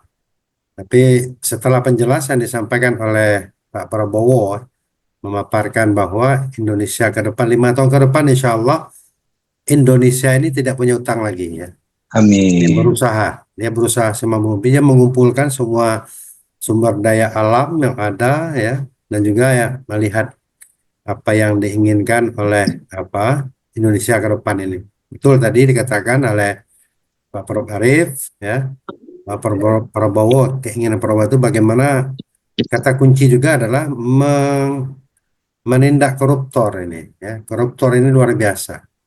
Terutama yang terjadi yang masih viral sekarang ini adalah Pertamina. ratusan T sudah diapakan, dan juga termasuk kemarin disampaikan olehlah Garuda ya. Itu juga menjadi hal yang menjadi PR bagi presiden kita. Memang ketika mendengar itu baru saya sadar apa yang disampaikan oleh Pak Prof. Arif, inna ma'al usri yusra. Fa idza faraghta fansab wa ila rabbika farghab. Memang itu pasti ada jalan ya. Yang penting kita eh, dalam konsep apa, kita harus betul-betul husnuzon saja. Karena kita yang membuat kita pusing itu adalah ketika kita suuzon. Suuzon apapun yang kita pikirkan, suuzon kepada orang lain, suuzon kepada pimpinan kita dan lain sebagainya. Padahal kita tidak tahu. Karena manusia ini begini, Pak Prof. Arif. Dia tidak sadar bahwa apa yang dikatakan itu mencederai orang. Dan apa yang disampaikan itu tidak benar sesungguhnya. Tidak ada fakta yang disampaikan itu. Nah, ini yang membuat bisa seseorang menjadi tidak baik ya di mata manusia. Maka penting konsep apa namanya manusia unggul itu tidak terlepas dari kalau kita bicara Islam ya, konsep tauhid ya, konsep tauhid rububiyah, tauhid uluhiyah ya, dan juga konsep tauhid asmaul sifat. Nah, ini tadi asmaul husna tadi. Betul. Kalau kita kaji ini Pak Prof. Arif ada karangan kitab asmaul husna oleh Tuan Guru apa namanya yang di Kalimantan Selatan itu ya. Nah, itu mengarang kitab Asmaul Husna ini mengkaji betul bahwa 99 sifat Asmaul Husna itu kalau kita terapkan dalam kehidupan kita insya Allah tidak ada masalah. Kita tidak ada apa-apanya. Yang paling agung, yang paling unggul itu dan yang paling mulia itu adalah hanya Allah Subhanahu wa taala. Kita adalah bagian terkecil. Ya, tidak bisa kita mengatakan Allahu Akbar kita. Tidak bisa kita mengatakan Ar-Rahim Ar-Rahman kita. Bagian terkecil asmaul sifat yang ada dalam asmaul husna itu paling tidak harus kita imajinasikan atau kita implementasikan dalam kehidupan kita saat ini ya. Saya sepakat tadi ya, Al-Badi katakan tadi sifat Al-Badi itu adalah lebih mengedepankan inovasi, lebih mendapatkan apa namanya hal-hal baru yang ditimbulkan dalam hidup ini. Memang pemimpin yang luar biasa itu adalah menciptakan inovasi-inovasi baru dan berpikir visioner ya. Betul tadi. 3 tahun ke depan mau diapakan IPB. Ya, 3 tahun ke depan itu mau diapakan UIN misalnya. Sudah tahu itu. Nah, inilah mudah-mudahan dukungan kita semua ya. Alhamdulillah kita mendapatkan ketum yang luar biasa kemarin disinggung oleh Pak Menteri Agama. Untung Pak Prof. Arif tidak jadi menteri. Kemarin jadi kadang-kadang Menteri Dikti ya, tapi syukur ya, betapa peliknya kata Pak Menteri Agama ketika dia menduduki Menteri Agama, betapa peliknya gitu. Nah, untunglah Pak Prof. Arif katanya tidak menjadi syukur, tapi ini luar biasa ya, luar biasa apa yang dibangun oleh Pak Prabowo dalam pertemuan kami kemarin di Istana Negara itu adalah bagian terpenting dan itu paling waktunya paling besar ya, 4 jam untuk kita. Habis buka bersama langsung lanjut lagi 3 jam sampai jam 9 kita. Nah, ini barangkali itu ada tambahan Pak Ketua Prof. Muhtar ya. Yang penting intinya kita mendapatkan ilmu pagi hari ini, di balik kesulitan ada kemudahan ya. Dan yang paling penting berpikiran tenang, dan saya kemarin salut kemarin dengan Pak Prof. Arif. Agak terlambat dikit datang, alasannya apa? Dia harus memberikan jawaban yang terpenting kepada anaknya. Dia diskusi dengan anaknya. Anaknya masih kecil. Tapi itu adalah tidak bisa diwakilkan katanya. Wah, ini luar biasa ya. Jadi peran orang tua terhadap anak itu tidak bisa diwakilkan ketika ada diskusi. Maka luar biasa, itu menjadi contoh bagi kita betapa pentingnya seorang ayah untuk membimbing anak untuk menjadi manusia yang insan kamil. Mungkin itu Pak Gadi. Pak Prof. Muhtar, wassalamualaikum warahmatullahi wabarakatuh.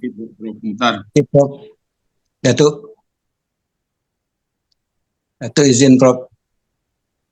Tuh Datuk Tamar Terawih aja mau ada tanya. Datuk Ya, Munzir. Datuk Munzir, Pak Pramutar. ya, terima kasih. Ya, Pak Munzir, suara Pak Pramutar nggak dapat. Suara mana? Ya, Jetnya Prof Mutar.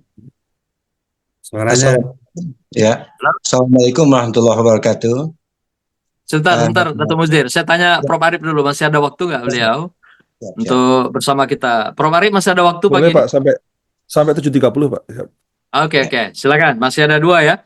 Datuk Ya. Muzdir nanti 8 lanjut menit lagi, setelah 8 itu menit. Datuk. Ya. Habis Saya itu Buya mau Tamar nanya. ya. Singkat padat ya. Silakan. Assalamualaikum Kalau usul warahmatullahi saya gini Pak Muhtar, mungkin sebagian di chat nanyanya, Ya. nanti saya Oke, jawab oke, langsung. oke. Ya. Sebagian. Ya, Buya Saya- ini cuma 2 orang kan, Prof. Sedikit lagi. Ya. Ya, singkat padat aja. Silakan. Buya Ya, Datuk Muzdir dulu ya. Assalamualaikum warahmatullahi wabarakatuh. Waalaikumsalam warahmatullahi wabarakatuh. Gerakan pagi ini sangat luar biasa, super sekali. Jadi saya menggarisbawahi saja, kita harus berbuat seperti burung pipit yang menginginkan memadamkan api dari pembakaran Nabi, ya. Jadi yang diejek oleh cicak. Namun ini sekecil apapun bagi kita rakyat-rakyat Jakarta ini untuk berbuat untuk negeri tercinta ini untuk lebih maju. Itu dari pengambilan saya dari tausiahnya Prof Arif. Satu. Yang kedua, saya sangat berkesan sekali. Jarang sekali saya mendengarkan orang yang bertausiah mengenai 4 hal itu. Karena Nabi itu diamanahkan, Nabi sebagai uswatun hasanah, dia memang lengkap sekali. Jadi, ini sangat disosialisasi. Yang terakhir, Prof, saya baru pulang juga dari Desember kemarin, saya baru pulang dari Pekalongan. Anak saya tugasnya di Pekalongan, tinggal di dekat rumahnya Ketua PAN yang lama itu, Pak Habib Lutfi. Susno Bahir. Oh, sama ya. Di Jalan Sulawesi. Itu aja Pak. Terima kasih banyak pencerahannya pagi ini, sangat menginspirasi saya. Akan saya sebarkan kepada anak cucu. Terima kasih. Assalamualaikum warahmatullahi wabarakatuh. Waalaikumsalam. Terima kasih, Datuk. Langsung Pak Tamar Terawih ini langsung 2. Pegang Buya Tamar. Assalamualaikum warahmatullahi wabarakatuh. Terima kasih pencerahan dari ketum kita, Pak Prof Arif Satria. Luar biasa. Saya sangat setuju dengan apa yang beliau sampaikan dengan menyampaikan sifat Rasulullah tadi. Kemudian pendidikan yang dimulai dari PAUD dan TK ini. Gagasan ini juga di waktu kita Silatnas kemarin sudah beliau sampaikan juga. Ya, kita mungkin mencontoh apa yang dibuat oleh rekan-rekan kita di organisasi lain seperti Muhammadiyah. Ya, begitu banyak sekolah-sekolah dari TK sampai perguruan tinggi yang dilakukan, barangkali ICMI juga bisa mencontoh hal-hal yang seperti itu sebagaimana gagasan besar dari Pak Arif tadi. Kemudian di waktu kabinet Prabowo belum diumumkan dulu, saya banyak membaca tuh dari YouTube nama-nama beliau ini sudah disebut untuk salah seorang kandidat menteri.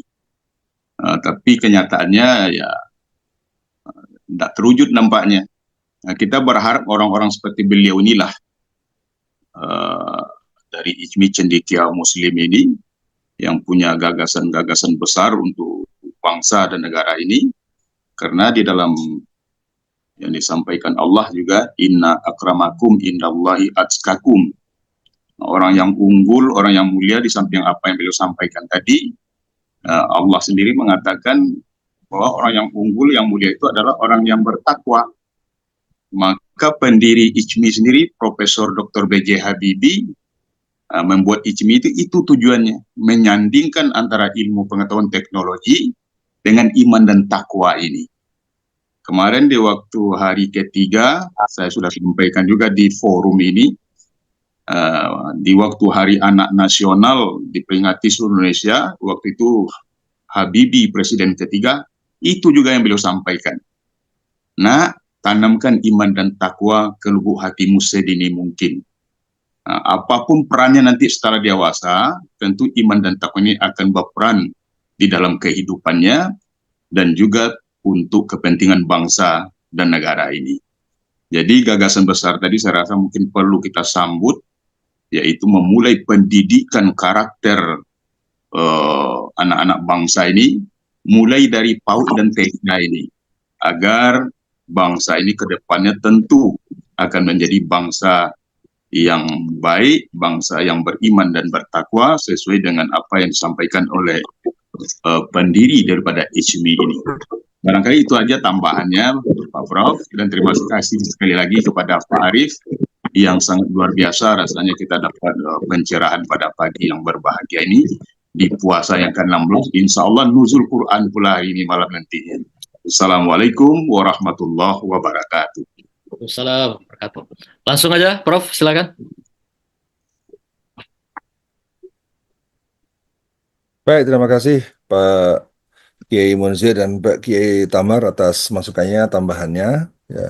Dan termasuk di dalamnya ada beberapa chat yang masuk ya. Dan saya akan kupas semuanya. Di chat itu terkait dengan soal vokasi, kemudian juga apa yang harus kita lakukan supaya sistem kita tidak menjadi gelap sementara sistem itu sendiri dibentuk oleh orang-orang yang sudah di dalam sistem maupun yang akan masuk dalam sistem. Kemudian dari Pak Nofran, ya, prophetic leadership memang selalu menjadi jawaban dalam menjawab tantangan zaman dan sangat relevan jika kita hadapi saat ini. Kapan kira-kira kita bisa membuat sekolah ICMI untuk menyebarluaskan ilmu profetik tersebut berdasarkan IMTEK dan IPTEK?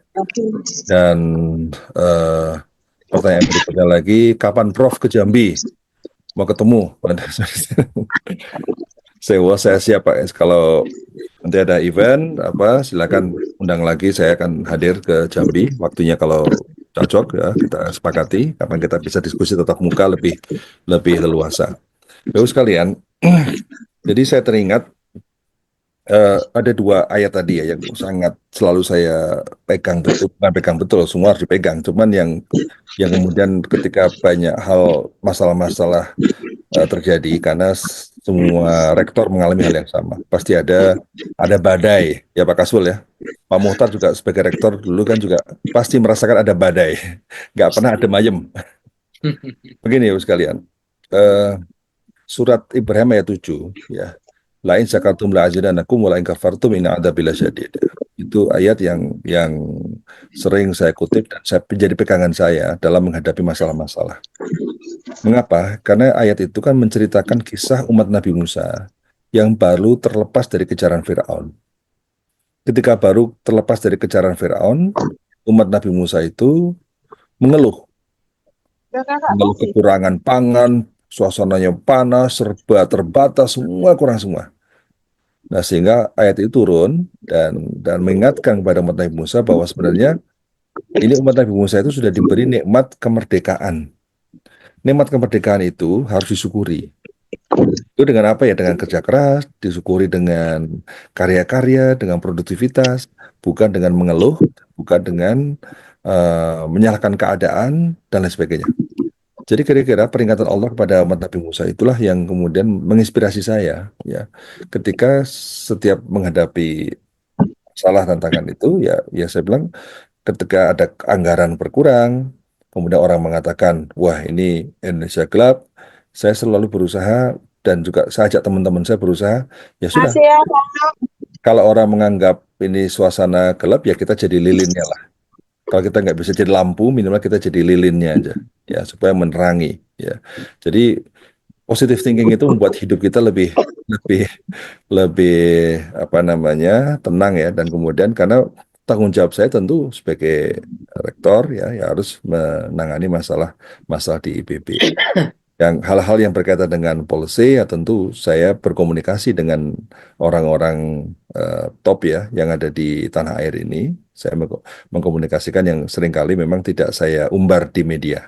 Ya, saya datangin, saya ngobrol, ada masalah-masalah yang kemudian setelah dijelaskan secara logis ya kadang-kadang ada sejumlah hal yang memang masuk akal, ada sejumlah hal yang memang perlu untuk dikoreksi. Jadi saya selalu melakukan hal tersebut.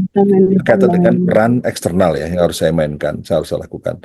Namun peran-peran yang kaitan dengan internal ya tadi prinsip mensyukuri nikmat itu saya kira hal yang sangat penting, nikmat kesehatan, nikmat akal kita, juga nikmat kemerdekaan. Jadi kalau nikmat kemerdekaan mau nggak mau, saya kira ukurannya adalah bagaimana kita ini mampu mengisi dengan berbagai gagasan-gagasan besar, karya-karya besar, inovasi-inovasi besar. Nah, kaitan dengan soal vokasi, memang saya paham kekurangan guru ini kan luar biasa ya. Dan saya kira ini masukan yang khususnya guru kejuruan, karena memang Indonesia ini akan menjadi negara kuat kalau vokasinya juga kuat, karena itulah yang siap masuk ke tenaga kerja. Meskipun kita maaf Pak Pak maaf Ibu Adiati ya, Ibu Adiati mana Ibu Adiati? Nggak kelihatan ya. Ya, Bu Adiati ya. ya Pak. Skill Siap. yang kita begini Bu, skill yang kita miliki hari ini hasil penelitiannya LinkedIn Center. Dia mengatakan begini, dalam 5 tahun kompetensi yang kita miliki itu yang bertahan tinggal 60%. Jadi kalau kita mengajarkan teknik-teknik tertentu, kompetensi sekarang, 5 tahun lagi, begitu anak sudah lulus dari sekolah kita, dari kampus kita, skill yang kita ajarkan itu sudah 40% nggak relevan. Itu hasil penelitian, Bu. Ya. Artinya apa? Artinya kita kejarkan kecepatan perubahan. Kalau seandainya misalnya Ibu Adiati punya SMK kejuruan mesin misalnya. Ya, betul. Motor misalnya gitu ya. Gurunya nyusup Pak, nggak ada guru lagi. Nah kemudian kita mengajarkan mesin 3 tak, mesin 1 tak misalnya. Laboratoriumnya hanya ada mesin 1 tak. Tiba-tiba begitu keluar, mahasiswanya lulus, produksi mesin 1 tak, mesin 3 tak udah nggak ada lagi. Sudah mesin baru lagi dan sebagainya. Itu kira-kira gambaran seperti itu. Nah sehingga memang yang harus kita bangun, kompetensi harus tetap dibangun. Tapi mentalitas sebagai seorang pembelajar, inilah yang harus terus kita perkuat. Karena orang yang survive itu adalah orang yang memiliki agile learner, pembelajar yang cepat, pembelajar yang lincah, sehingga menyiapkan anak didik untuk beradaptasi terhadap lingkungan baru. Itu yang penting. Nah, kaitan dengan soal guru, ya mohon Bu disampaikan tentu ya kepada Pak Gubernur ya untuk bisa mengadvokasi terkait dengan soal guru tersebut, karena guru itu vital sekali. Kita ini guru mungkin banyak, tapi pemerataannya yang harus diperbaiki. Ya, saya kira kemudian berikutnya lagi yang berkaitan dengan sistem, apa yang harus kita lakukan supaya sistem kita tidak menjadi gelap ya. Yaitu tadi. Jadi fungsi-fungsi civil society itu menjadi penting buat kita. Memang ada perbedaan ya antara kemarin Pak Nazaruddin Umar cerita tentang perbedaan antara civil society dengan masyarakat madani. Civil society itu masyarakat sipil ya, yang memiliki kemampuan untuk mengontrol, mengkritik dan sebagainya. Itu bedanya dengan madani itu apa? Dengan madani perbedaannya pada aspek value ya. Di masyarakat madani tentu karena dia adalah orang yang memiliki mental takwa, memiliki mental religiusitas yang tinggi, ya, di mana civil society relatif dasarnya bukan itu. Nah sehingga kita pun ketika kita melakukan upaya untuk mengontrol ya parlemen, mengontrol pemprov, mengontrol pemkab, pemerintah bupati, kita mengontrol pemerintah pusat dan sebagainya, itu tetap harus kita lakukan. Ya, jadi bukan berarti apa yang dilakukan semua pihak itu pasti taken for granted, benar semua ya, tidak juga. Ya, makanya saya selalu mengatakan bahwa ini ada hal-hal yang harus ditabayun, minta klarifikasi. Saya selalu minta klarifikasi dulu.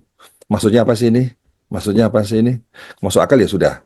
Kalau nggak masuk akal, nah saya punya data baru, saya punya ini cara-cara baru, punya argumentasi baru yang barangkali bisa menjadi masukan. Jadi itu yang kita lakukan di pusat ya. Saya selalu roadshow ke menteri-menteri dalam rangka untuk menyampaikan hal tersebut. Kadang-kadang kalau menteri atau siapa, kita ngomong di luar ya, di publik, dia akan mengatakan, kan kamu kan punya nomor HP saya, tinggal ngomong dulu, diskusi dulu sebelum keluar di publik. Ya, kalau memang sesuatu yang memang sudah sulit dibicarakan secara tertutup, ya mau nggak mau kita harus bicara terbuka kan gitu. Jadi tapi saya mengedepankan ya kesantunan itu dalam berkomunikasi dengan berbagai pihak, tapi tujuannya tentu sama. Tujuannya adalah membuat sistem kita yang lebih baik. Tentu kita untuk mengoreksi hal-hal yang kurang pas ya, dan kita kan harus saling menasihati kan, watawassaw bil haqq watawassaw bis sabr. Nah, sehingga dengan semangat untuk saling menasihati, saling menginspirasi, itulah yang harus kita lakukan.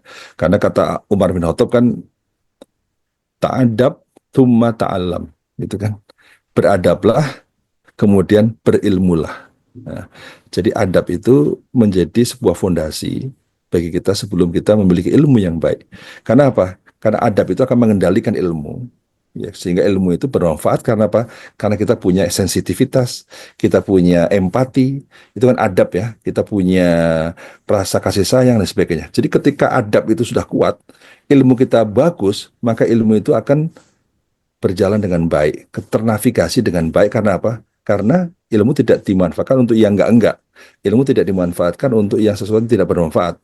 Ilmu harus bermanfaat. Nah, membangun ilmu yang bermanfaat, ilmu nafi'an itu adalah dengan ya ta'adab, beradablah. Nah, gitu.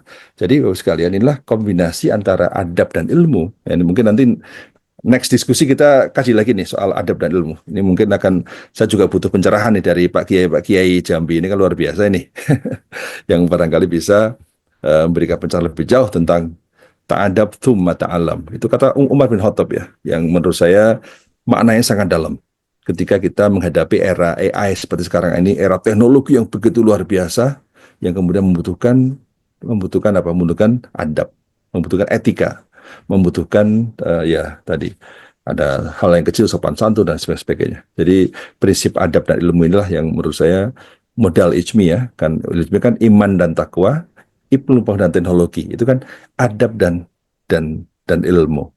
Jadi makanya sebenarnya ilmu ijmi itu visinya sudah clear ya, mengedepankan adab dan ilmu itu agar ilmunya bermanfaat untuk transformasi dan melalui tentu manusia-manusia unggul yang tadi sudah saya diskusikan. Sekali lagi terima kasih Pak Ketua, Pak Muhtar Latif, Pak Rektor, dan para cendekia dan juga para guru-guru ya, kiai yang sudah memberikan inspirasi buat kita semua. Sama-sama kita saling belajar dan moga-moga kita bisa ketemu lagi. Assalamualaikum warahmatullahi wabarakatuh. Assalamualaikum warahmatullahi wabarakatuh. Luar biasa. Terima kasih Prof. Arif Satria yang telah membersamai kami 1 jam 40 menit. Luar biasa, ini jarang-jarang terjadi. Biasa jam 7 sudah kita closing. Tapi hari ini sampai jamnya bertambah dan Prof. Arif pun masih bisa membersamai kita tanpa bergerak sedikit dari tempat duduknya. Saya tidak perlu menyimpulkan apa yang sudah disampaikan. Dan juga tentu kita merasa cukup, bukan puas ya. Kalau puas nanti berhenti di sini. Jadi belum cukup ya. Jadi beliau bisa mencukupkan sementara hasrat kita. Jadi artinya akan ada episode kedua untuk menambah dan menambah lagi ya. Karena bagaimanapun sekali sisik siang, kalau istilah bahasa Jambi itu belum selesai. Tapi perlu 2-3 kali agar dia betul-betul bermakom di dalam hati. Terakhir saya ingin menyampaikan pantun untuk Prof. Arif pada kesempatan yang berbahagia ini. Rasa minder disebabkan karena tekanan diri. Bisa ditekan dengan memperbaiki ekonomi. Siapa narasumber kita yang cerdas pagi ini? Dialah Prof. Arif Satria, Ketua Umum IJMI. Mantap. Satu lagi pantun penutup. Mari mendekat dalam program organisasi. Kita bersama dekat di hati. Kami merasa sangat bahagia pagi ini dibersamai Prof. Arif Satria, Ketua Umum IJMI. Keren. Sekalian, ya. Terima kasih sekali lagi Prof. Arif. Keren, makasih banyak Pak. atas kehadirannya, Ya, terima kasih kebersamaannya, Pak Arif. Pak Rektor Alhamdulillah, juga, terima kasih Prof. dan Arif. semua tuan guru, para buya, dan buya dan kiai, Prof. Arif. semuanya akan Iya. diberkahi Allah di hari Ramadan dan bersamaan dengan hari nuzul Quran. Saya akhiri dengan wassalamualaikum warahmatullahi wabarakatuh. Waalaikumsalam warahmatullahi wabarakatuh. Sekali terima kasih Pak Arif. Pak Tori. ilmunya berkah. Seri kedua lagi nanti. Ya, Siap. terima kasih Pak Saya Prof. mohon pamit. Arif. Sampai jumpa Ya, lagi. Pak